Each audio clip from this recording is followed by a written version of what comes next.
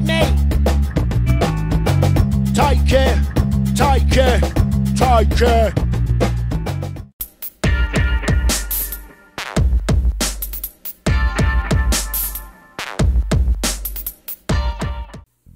Welcome to Looking at the Markets with David Modell. Today I wanted to talk about the poverty mindset versus the wealth mindset. All right, because a lot of you want to learn techniques for making money. Okay, that's great. You want to learn about the right indicator or moving average or whatever. That's fine. You can learn that. I want you to learn that stuff.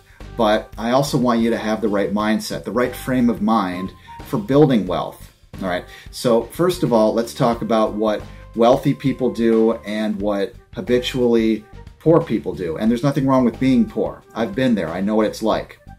I'm talking about people with a poverty mindset, people who can't get out of it, not because of their circumstances, but because of their way of thinking, okay? So people with the poverty mindset buy things that deteriorate in value, things that depreciate in value. For example, if you buy a gold chain with your name on it, all right, that is something that a person with a poverty mindset might do. They might save up some money to buy a gold chain with their name on it. All right, compare that to somebody with a wealth mindset. They would buy gold, but not a gold chain to wear. They would buy gold bars or gold coins, gold bullion, or gold stocks, or a gold ETF, something like that. Something that if they buy it at the right time and then hold on to it and be patient with it, it will grow in value over time. As opposed to buying a gold chain with your name on it, well, good luck trying to resell that, okay? Who's going to want to buy, if you ever need money and you want to sell that, it's going to depreciate in value because who's going to want to buy a gold chain with your name on it? All right. And so then you're going to have to sell it to a pawn shop and they're going to have to melt it down and extract the gold from that. And, you know, a pawn shop is not going to pay you nearly what it's worth. All right. So you're going to lose value on that investment, if you can even call it that. All right. Or here's another example. Somebody with a poverty mindset is going to save up a little bit of money to buy $200 Nike sneakers. Okay, they just have to have the latest Nike sneakers when they come out. That's something that depreciates in value. Okay, as you wear the sneakers over time, you know, they don't gain in value. They lose value. As opposed to somebody with a wealthy mindset, a wealth mindset, they're going to buy not Nike shoes, but Nike stock. Okay, and they're going to hold on to it because Nike is a good company and the stock tends to go up over time. And so if they're patient and if they buy it at the right time, then they can actually build wealth by buying into the company, okay? Because, you know, by and large, these sneaker companies pay a lot less for the materials to buy the sneakers. And, they produce them, they manufacture them in countries outside of the United States most of the time, most of these companies, and then they sell them to you for a huge markup, all right? So, you know, I'm not saying you can't treat yourself once in a while, but if that's your investment, then that's not the way to go, all right?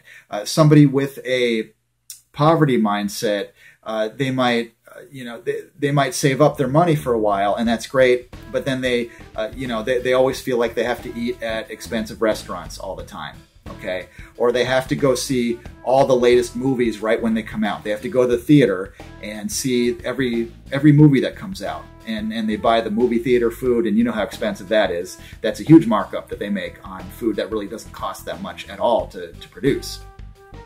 Popcorn is very cheap to produce. Okay, so I'm not saying don't treat yourself to a movie and to dinner, you know, from time to time. I'm not saying you can't do that. I'm saying that people with a poverty mindset do that all the time, and then they wonder why they're falling behind financially.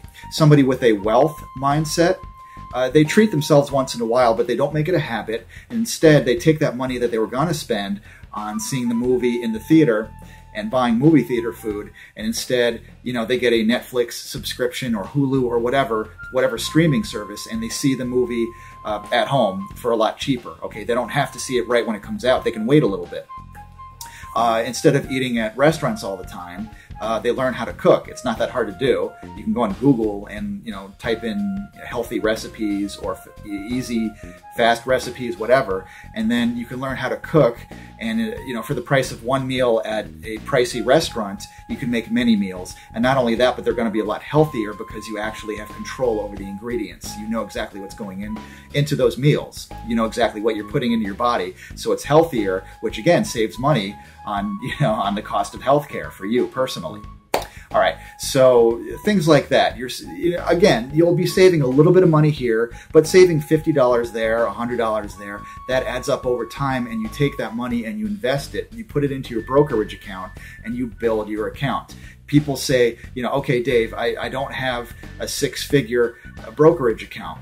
Okay, you can build that over time by buying things only if they're going to appreciate in value.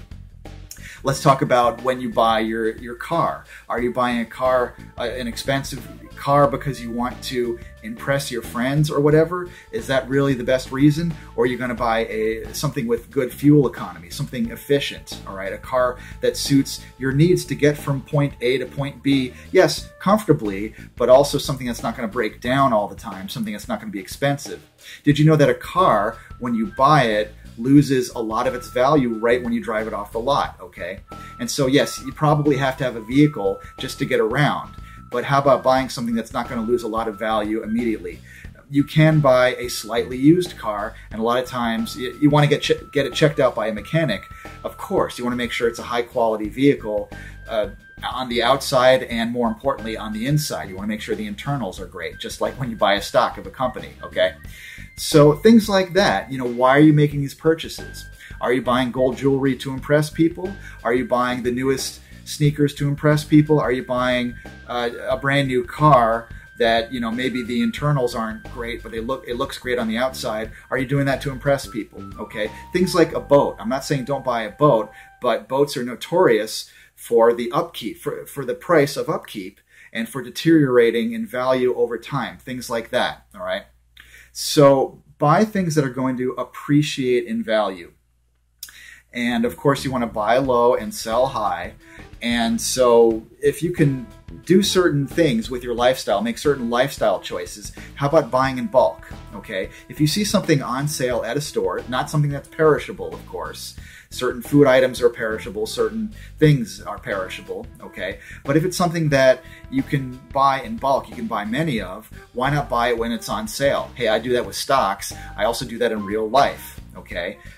There's nothing wrong with going to Costco or Sam's Club or just Walmart, whatever, or Amazon if you see something online, okay? Instead of making purchases that are like let's say you see something at the counter, okay? When you go shopping and you see something at the counter that you don't really need, all right, that's called an impulse purchase or an impulse buy.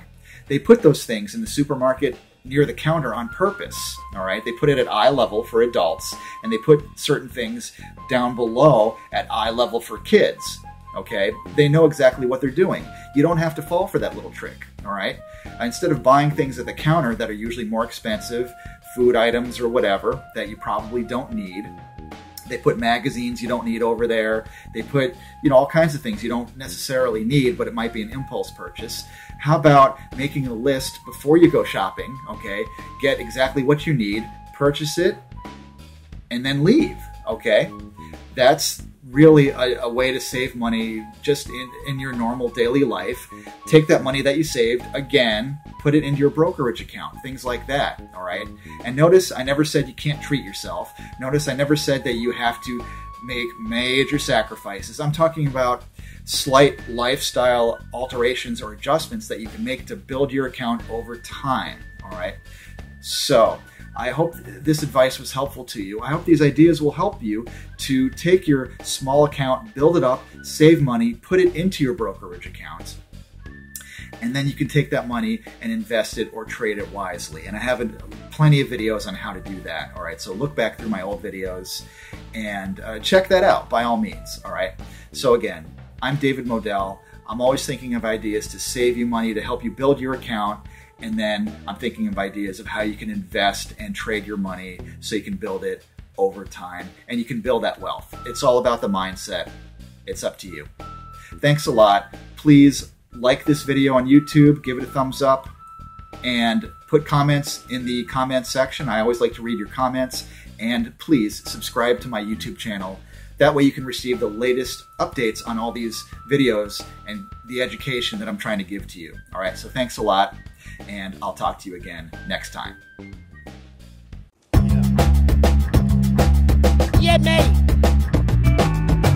Take care, take care, take care. They're gonna take it off me.